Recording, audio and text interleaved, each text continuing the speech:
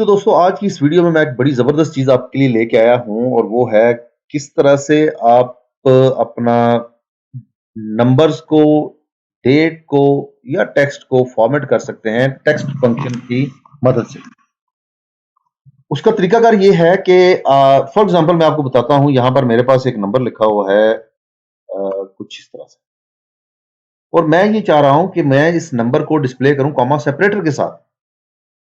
Comma separator मैं यहां से भी लगा सकता हूं, ये देखिए मैंने कॉमा पे क्लिक किया, कॉमा सेपरेटर लग गया। अगर यही चीज मैंने फॉर्मूला के जरिए करनी है या मैंने इसके साथ इन दो नंबर्स को कॉन्केटिनेट करके, जो हमने लास्ट टाइम फॉर्मूला पढ़ा था, और इसको लिखना चाह रहे हैं, जैसे मैं क्या करता हूं रेवेन्यू एंड, तो मेरे पास ये जो वैल्यू आ रही है ना, ये इसमें कॉमा नहीं आएगा, कभी भी नहीं आएगा, किसी सूरत में नहीं आ सकता जब तक कि मैं टेक्स्ट फंक्शन यूज ना करूं।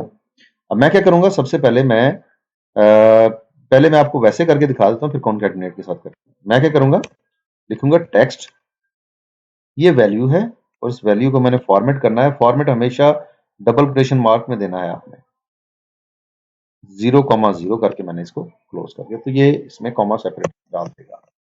अब इसको कॉन्कैटिनेट के साथ करते हैं, is equal to c and, और इसके दरमियान में हम एक स्पेस दे देते हैं, फिर एंड साइन और फिर D3। अब D3 के केस में आप देखें यहां पर कॉमा सेपरेटर्स खत्म हो गए।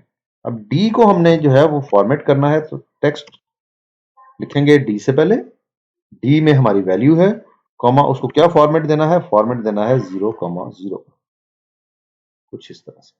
ये देखिए रेवेन्यू और उसके बाद कॉमा सेपरेटर्स लग गए हैं। अच्छा, इसका ना बहुत सिंपल सा सिंटैक्स है। इसका सिंटैक्स है, ये देखिए, मैं पहले टेक्स्ट लिखूं, सिर्फ दो चीजें, दो आर्गुमेंट से मांगता है आपसे। पहला आर्गुमेंट वो मांगता है जिस वैल्यू को आपने फॉर्मेट करना है, और दूसरा आर्गुमेंट मांगता है कि फॉर्मेट क्या देना चाह रहे हैं। ये दो ही आर्गुमेंट देता है। अच्छा, एक चीज मैं और आपको बताता हूं।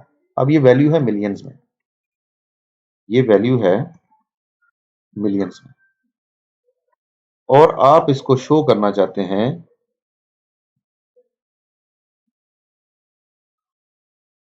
इस फॉर्मेट में। अच्छा, इसके बाद जो नेक्स्ट हम इसमें फॉर्मेट यूज कर सकते हैं वो, अगर आप 0,0 को हटाएं और यहां पर आप 0% लिख दें, तो ये परसेंटेज फॉर्म में चला जाएगा। फॉर एग्जांपल मेरे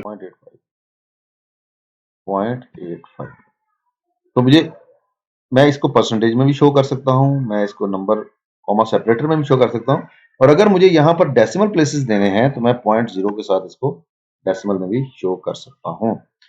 इसके अलावा डेट का, जैसे हमारे पास डेट लिखी हुई है और इस डेट में से हमने सिर्फ डे अलग करना है, और डे भी मुझे चाहिए वेडनेसडे लिखा हुआ या थर्सडे लिखा हुआ कैरेक्टर्स की सूरत में। मैं क्या करूंगा, मैं लिखूंगा टेक्स्ट, मेरी वैल्यू है वो डेट, और उसके बाद मैं उसको डे लिखना है। अगर मैं डे के लिए डी सिंगल टाइम यूज करूंगा तो ये सिंगल सिर्फ डे को ले आएगा। 2 टाइम लिखा तो भी उसने वही लेना है, क्योंकि वो फर्स्ट 2 डिजिट्स को पढ़ना। लेकिन जब मैं 3 टाइम डी लिखूंगा तो मेरे पास वो थर्सडे का THU सिर्फ आ गया। मैंने 4th टाइम भी डी लिख दिया तो फिर क्या हुआ, थर्सडे कंप्लीट आ गया।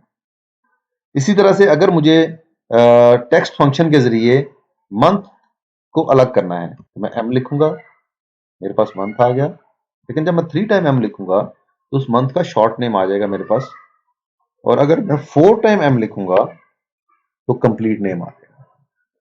तो इस तरह से टेक्स्ट फंक्शन के जरिए मैं डेटा को फॉर्मेट कर सकता हूं। लेकिन एक चीज आपने याद रखनी है, जब आप नंबर्स को टेक्स्ट फंक्शन के साथ फॉर्मेट करते हैं तो वो नंबर्स आपके कैलकुलेटेबल नहीं होते, उसको आप सम नहीं कर सकते, मल्टीप्लाई नहीं कर सकते, वो टेक्स्ट में कन्वर्ट हो जाते हैं। वो कैसे करना है वो अगली वीडियो में मैं आपको बताऊंगा कि आपने इन्हीं नंबर्स को किस तरह से फॉर्मेट कर सकते हैं कि वो एडिटेबल हो जाएं या वैल्यू जो कैलकुलेट हो सके। दोस्तों, W3 स्किल सेट आपका अपना YouTube चैनल है, इसे सब्सक्राइब करें ताकि आपका और हमारा साथ हमेशा के लिए कायम रहे।